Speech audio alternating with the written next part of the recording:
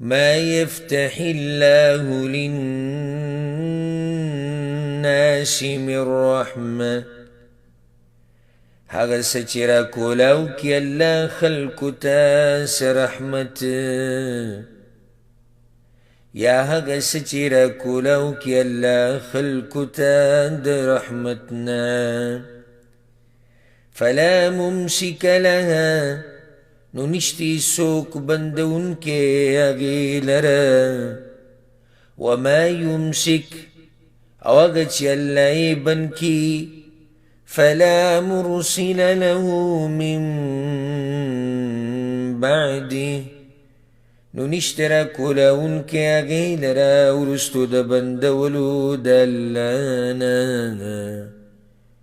وهو العزيز الحكيم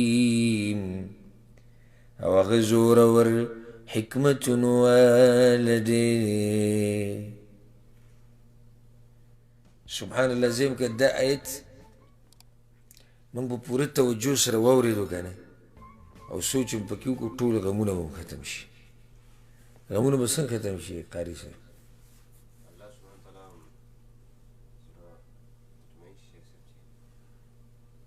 په څه طریقې سره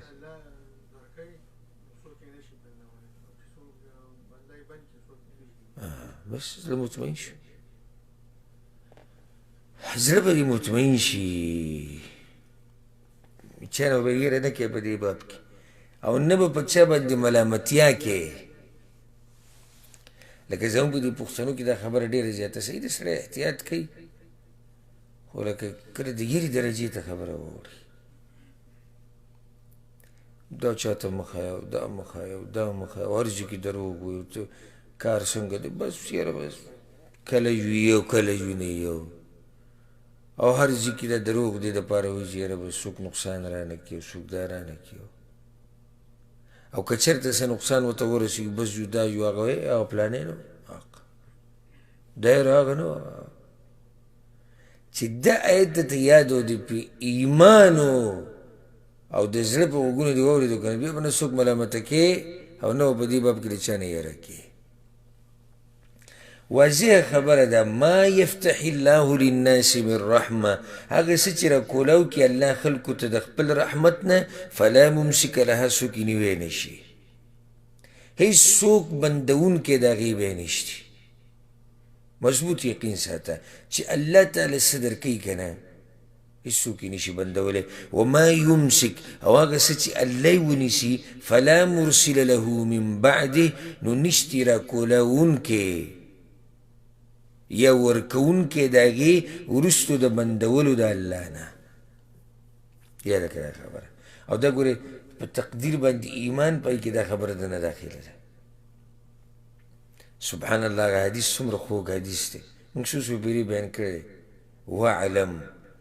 أن ما أصابك لم يكن ليخطئك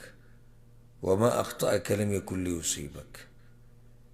پیغمبر صلی الله علیه وسلم عبدالله بن عباس ته نصیحتونه کول یې ورته دا کړی وی دا خبره یاده ساته یې ورته دا کړی وی دا خبره یاده ساته چې کوم شی تا ته در ورسېدو دا تا نه اورېدونه او کوم شی چې تا نه واورېدو دا تا ته در رسېدونه بس خبره ختمه شو زړه به نه خوري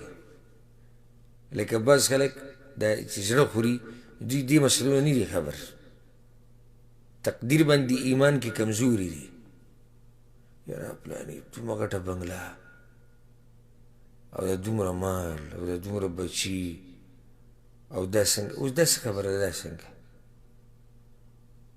هغه ته چې دغه څه میلاو شوي ده تا ته نه میلاوېدو ده د هغه وو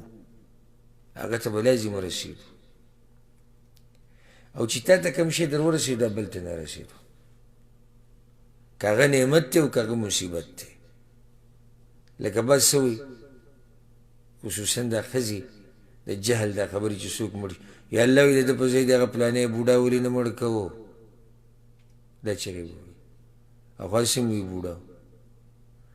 پیغمبر وایي چې تا ته یو شی در ورسوي د تا نه اوړېدنه د هغه بوډا ته سره رسېدونه دا مصیبت دا مرګ هغه بوډا ته رسېدونه دا د ده لپاره لیکلی شی نو ښه مطمئن اوسه. دا آیت زه دې ملګرو ته دا ویل غواړم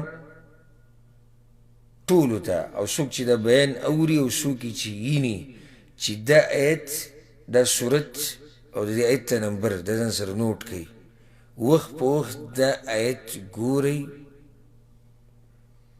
نو زړه به دې مطمئن کېږي او خبره به راتازه کېږي. وخت په وخت دا آیت چې تاسو کوله وایئ ما یفتح الله للناس من رحمه فلا ممسک لها وما یمسک فلا مرسل له من بعده. څه چې الله درکړي نو یو خو پکې فایده در ووته چې د الله شکر به ادا کړې، ځکه چې پته ته ولګېده چې دا څه چې دي دا د چا له طرف نه وي؟ د الله طرف نه وي. او په هر حال کې شکر او صبر. که نعمت دی نو شکر، او که مصیبت دی نو صبر، ځکه چې دواړه د الله طرف نه دي.